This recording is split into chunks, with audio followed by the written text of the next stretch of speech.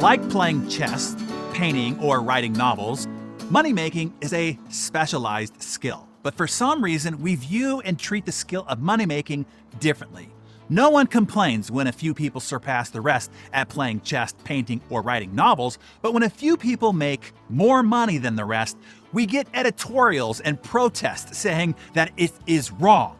Why is this? The pattern of effort and skill variation is no different than for any other skill, so what causes people to react so strongly when the skill is making money? I think the biggest factor is what I call the B of MD trap, or the bank of mom and dad trap. I'll explain.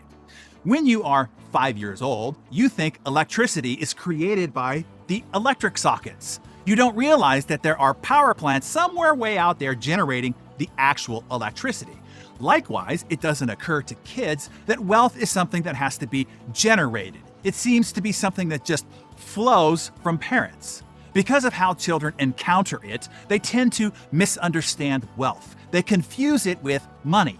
They think that there is a fixed amount of it, and they think of it as something that is distributed by authorities rather than something that has to be created. Because kids are unable to create wealth themselves, whatever they have has been given to them.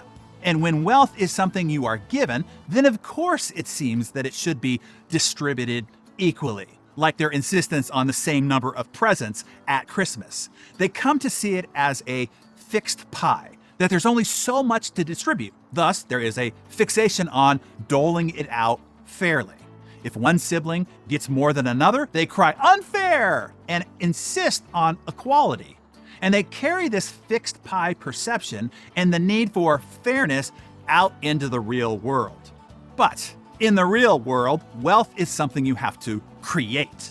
The pie is not fixed. It's ever expanding, and it's not something that is distributed by B of MD, or the government, or the company. And since the effort and skill to create wealth varies from person to person, it's not created equally. Beyoncé, Ed Sheeran, and Taylor Swift can fill coliseums, while other equally hardworking musicians can't fill the local pub. Stephen King, J.K. Rowling, and James Patterson can sell hundreds of millions of books when other authors can't even get a book deal. You get paid by doing or making something people want. And those who make more money are often simply better at doing or creating what people want. People hate hearing that, but that's the reality, like it or not. And here is where people really get their boxer briefs in a twist.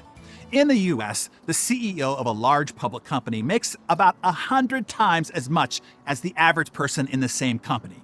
Basketball players make about 190 times as much as the average person. Baseball players, 93 times as much. Football players, 52 times as much. The media quotes these kind of statistics with horror. Is one person really 100 times more productive as another? Evidently, yes. Here's the deal. How much somebody's work is worth is not a policy question. It's not even a moral question. It's something that the market determines. Steve Jobs saved Apple when it was in a terminal decline. He turned it around into the most valuable company in the world. Was Steve worth more than 100 times as much as the average Apple employee? Well, considering the delta between bankruptcy and Apple now being a $3 trillion company, yeah, I think so. Put it another way, if we go back to 1997 and replace Steve Jobs with 100 average employees instead of him, yeah, things don't work out the same. If you replaced Michael Jordan, Wayne Gretzky, Tom Brady, Serena Williams, or Babe Ruth with 100 average players, yeah, things don't work out the same. So when we say one kind of work is overpaid and another is underpaid, what are we really saying? In a free market, prices are determined by what buyers want. Is it right that a person who plays a game all day should earn $136 million, as the Portuguese soccer player Cristiano Ronaldo made just last year, when the average income of Portugal is $23,300 a citizen.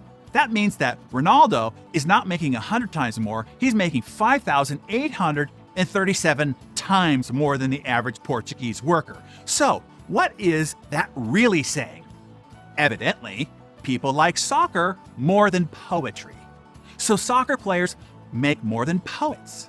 To say that a certain kind of work is being underpaid and that it is unjust is saying that people want the wrong things. And I say, are you new here?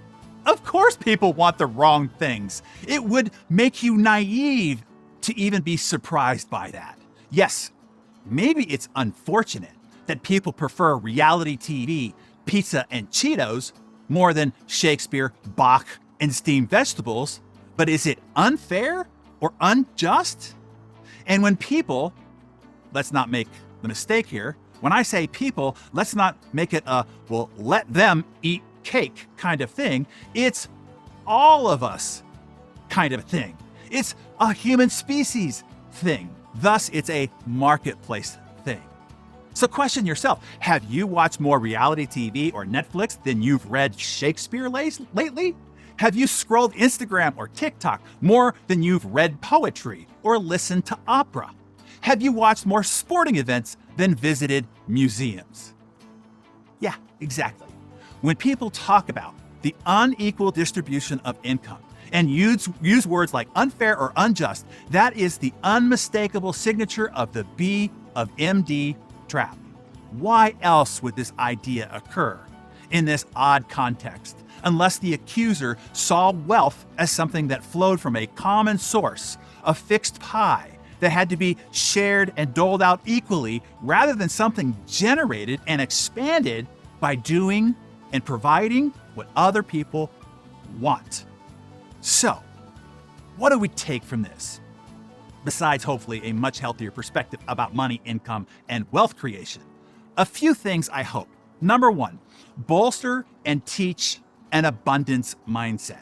Instead of viewing wealth as a fixed pie to be distributed, see it as an ever-expanding creation where you can have as much as you want by applying ability, innovation, and effort. And number two, embrace the market reality. Accept that your earnings will be proportional to the value you bring to the human marketplace. If you want more income, money, or wealth, increase the value you bring to the marketplace. If you want to raise, increase your value that you deliver to your employer. If you want to raise your prices or sell more, increase the value you deliver to your clients. It's as simple, but often forgotten as that. And number three, focus on what people want. While this sounds obvious as hell, I'm continually amazed at how many people I hear pursuing what they are passionate about, or trying to sell something they think others need or should want, without the clear eyes of seeing what it is that people really want. People are transparent. They tell us very clearly what they want by what they buy. Want more money? Follow the money. Go where the money is. Give people more of what they already want. That is a thesis for market success right there. Give people more of what they already want. I hope that you got that. So, my Darren Daily friends, what struck you here today? Make some notes in your Darren Daily journal and tell us in the comments below. Oh, and do us all a favor.